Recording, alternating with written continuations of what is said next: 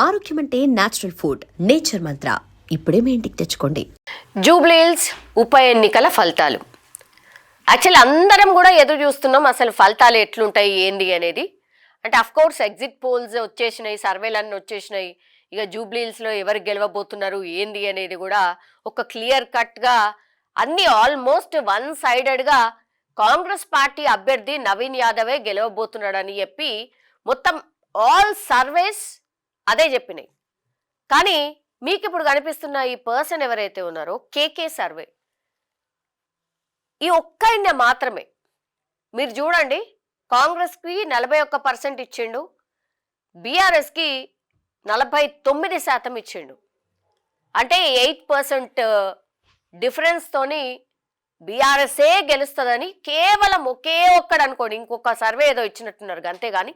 So ఇక్కడ మనకు కేవలం ఒక 8% తోని కంఫర్టబుల్ మెజార్టీతోని బీఆర్ఎస్ పార్టీ గెలవబోతుందని ఒక్క కేకే సర్వే మాత్రమే చెప్తోంది. సరే అందరు ఒకటి చెప్తే ఈయన ఒక్కడే ఇట్లా చెప్తున్నాడు అనేది నిన్నటి వరకు కూడా అనుకున్నారు. కానీ యాక్చువల్లీ ఇప్పుడు చర్చ ఇంకో విధంగా స్టార్ట్ అయింది. యాక్చువల్లీ బీఆర్ఎస్ వాళ్ళ వాదన ఏంటి అంటే వాళ్ళు అసలు ఏం జరిగింది ఏంది అనేది మొత్తంగా కూడా అన్ని డివిజన్స్ దగ్గర నుంచి వాళ్ళు గ్రౌండ్లో ఏం జరుగుంటుంది అనేది ఏ పార్టీ కూడా ఆ పార్టీ వాళ్ళ పర్సనల్ సర్వేస్ కూడా చేసుకుంటాయి కాబట్టి మొత్తం అన్ని లెక్కలు వేసుకోవడం స్టార్ట్ చేశారు. ఇక్కడ ఫస్ట్ మెయిన్ దెబ్బ ఏడబడ్డది అంటే ముస్లిం ప్రాబల్యం ఉన్నటువంటి డివిజన్స్ ఏవైతే ఉంటాయో ఆ ప్రాంతాల్లో గతంలో వాళ్ళు బీఆర్ఎస్ తోనే ఉండే, అప్పుడు వాళ్ళకు అనుకూలంగా పనిచేసిండ్రు. ఇప్పుడు కాంగ్రెస్ వైపు వచ్చేసిండ్రు ఈ కమ్యూనిటీ కాబట్టి ఇక కాంగ్రెస్కి అనుకూలమని అందరైతే అనుకున్నారు. కానీ ఇక్కడే దెబ్బ పడ్డది, ఇక్కడే సైలెంట్ ఓటింగ్ జరిగింది. అది ఏంటి అంటే మహిళలు అండ్ ఎస్పెషల్లీ ముస్లిం కమ్యూనిటీకి సంబంధించిన మహిళలు ఆదరించింది కాంగ్రెస్ పార్టీని కాదు, బీఆర్ఎస్ పార్టీని ఆదరించిండ్రు. వాళ్ళు వేసింది పూర్తిగా బీఆర్ఎస్కి అనేది ఇంటర్నల్ గా బీఆర్ఎస్ పార్టీ వాళ్ళు అనుకుంటున్నటువంటి మాట, ఆర్ వాళ్ళు ఇంటర్నల్ గా చేస్తున్నటువంటి సర్వేల ప్రకారం లెక్క తీస్తే వాళ్ళకు అందినటువంటి సమాచారం. సరే ఇంకోటి ఏం జరిగింది మనకు తెలుసు, జూబ్లీ హిల్స్ లో మాగంటి సునీత అంటే BRS party candidate Maganti Sunitha ఆమె హాఫ్ డే కంటే ముందు నుంచి కూడా దొంగోట్లు వేస్తున్నారు, రిగ్గింగ్ జరుగుతుంది, దొంగోట్లు వేస్తున్నారు అని చెప్పి చాలా చోట్ల ఆమె గట్టిగా వాయిస్ వినిపించడం, ఆ తర్వాత ధర్నాలు చేయడం ఇవన్నీ కూడా చేసిండ్రు. చేసినప్పుడు అది నిజమా కాదా అని ఇప్పుడు ఈ 2 days నుంచి మనం మాట్లాడుకున్నటువంటి టైంలో నిజంగానే అక్కడ జరిగింది. నాన్ లోకల్స్ అండ్ కొంతమంది ఎమ్మెల్యేస్, ఎంఐఎంకి సంబంధించిన ఎమ్మెల్యేస్ దగ్గరుండి మరి కొన్ని బూత్లను క్యాప్చర్ చేసుకొని వాళ్ళ ఆధీనంలోకి తీసుకొని దొంగ ఓట్లు వేయించారు అనేది కూడా చాలా మంది అక్కడ గ్రౌండ్ లో ఉన్న వాళ్ళు చెప్తున్నటువంటి మాట.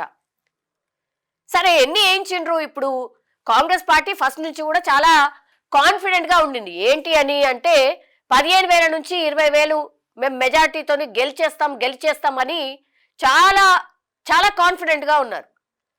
కానీ నిన్న బీఆర్ఎస్ పార్టీ రిపోర్ట్ తెప్పించుకున్న తర్వాత వాళ్ళు లెక్కలేసుకుంటే మేబీ 15,000 లేకపోతే 20,000 వీళ్ళు దొంగ ఓట్లు వేయించుకున్నారు అనేటువంటిది వీళ్ళు ఇమాజిన్ చేసుకోగలిగారు.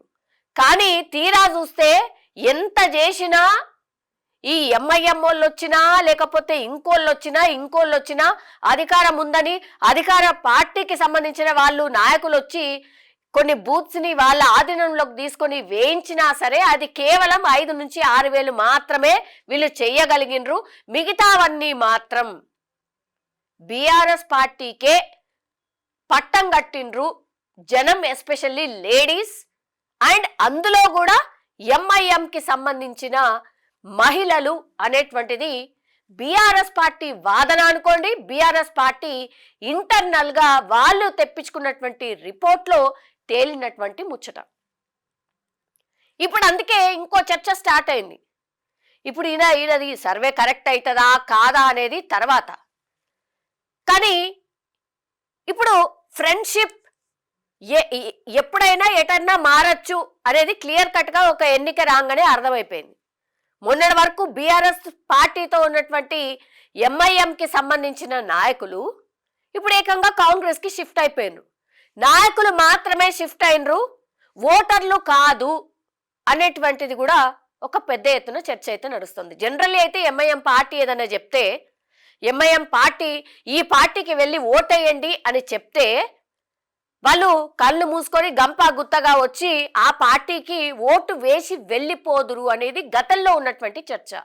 ఇప్పుడు ఆ సినిమా లేదు, ఇప్పుడు అంత సీన్ లేదు అనేది కూడా ఇప్పుడు క్లియర్ కట్గా మనకు అర్థమవుతుంది. ఈ మాట కూడా నేను ఎందుకు అంటున్నా అంటే, నిజంగా మీకు ఎంఐఎం ఒకవేళ ప్రాబల్యం ఉండింది అని అనుకుని ఉంటే నాన్ లోకల్ ఆర్ ఎంఐఎంకి సంబంధించిన ఓటర్స్ ఆర్ ఎంఐఎం ప్రాబల్యం చూపించేటటువంటి ప్రాంతాల్లోనే బూత్లనే ఆధీనంలోకి తీసుకొని అక్కడ దొంగ ఓట్లు ఏపించాల్సిన అవసరం కానీ కర్మ కానీ ఎందుకు వస్తుంది? నిజంగా ఒకవేళ ఆ కమ్యూనిటీ మీ మాట వింటుంది అనుకుంటే, మీరు చెప్పిన పార్టీకే ఓటేస్తుంది అని అనుకుంటే, ఈ బూత్లను స్వాధీనం చేసుకొని ఓటింగ్ చేయాల్సిన అవసరం ఎందుకు వస్తుంది?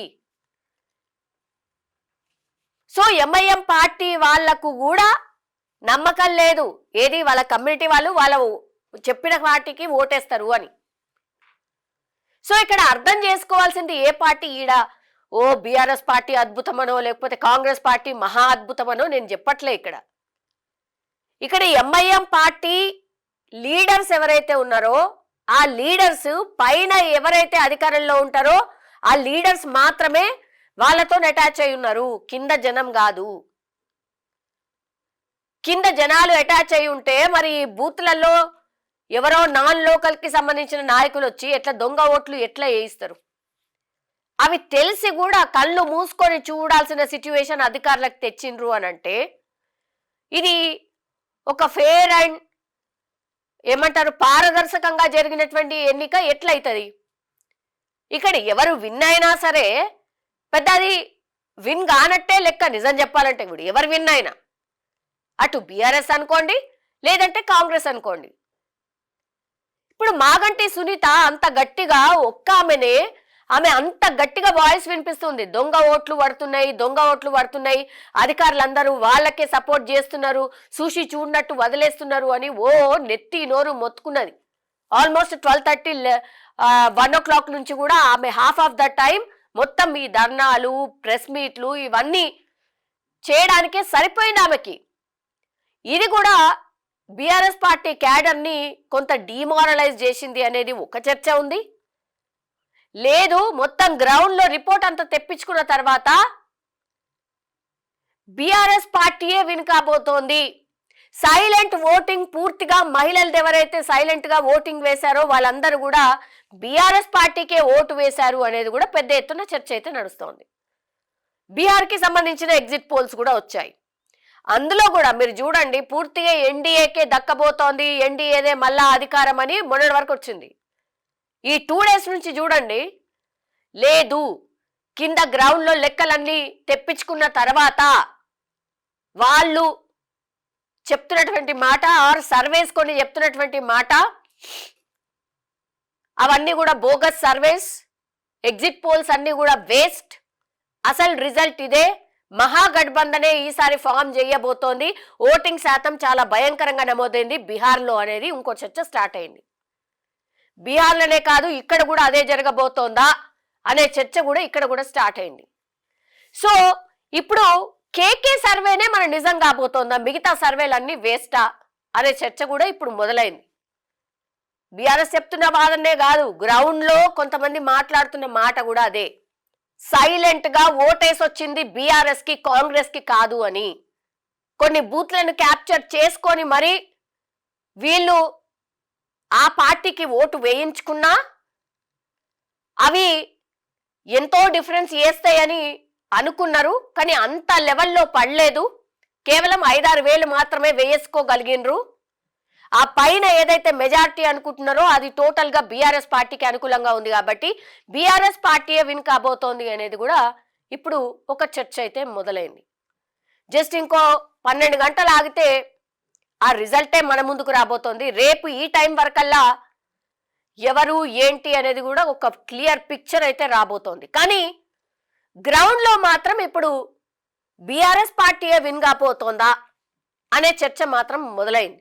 ఒకవేళ ఇవే తప్పైన ఎగ్జిట్ పోల్స్ ఏవైతే ఇస్తున్నాయో ఈ మధ్యకాలంలో అసలు పైసలు తీసుకొని ఏ పార్టీ కంటే ఆ పార్టీకి ఇచ్చేస్తున్నారు అనేది పెద్ద ఎత్తున చర్చ. మరి అదే జరిగిందా? ఇప్పుడు కేకే చెప్పినటువంటి మాట నిజం కాబోతే నెక్స్ట్ టైం ఈయన ఎప్పుడైనా సర్వేలు ఇచ్చిండనుకోండి, అప్పుడు ఒక పార్టీ తరఫున ఈయన పైసలు తీసుకొని చెప్తున్నటువంటి లెక్క అవుతుంది.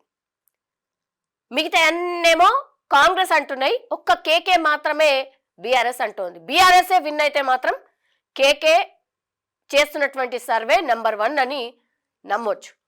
మిగతా అన్ని మాత్రం ఇంకా అంతే, అవన్నీ కూడా బోగస్ సర్వేస్ అని నమ్మే పరిస్థితి ఉంటుంది. చూడాలి మరి నిజంగానే సర్ప్రైజింగ్ రిజల్ట్ ఉంటుందా, నిజంగానే సైలెంట్ ఓటింగ్ జరిగిందా జూబ్లీ హిల్స్ లో అనేది రేపు ఈ టైం వరకల్లా మనకైతే తెలిసే అవకాశం అయితే కనిపిస్తోంది.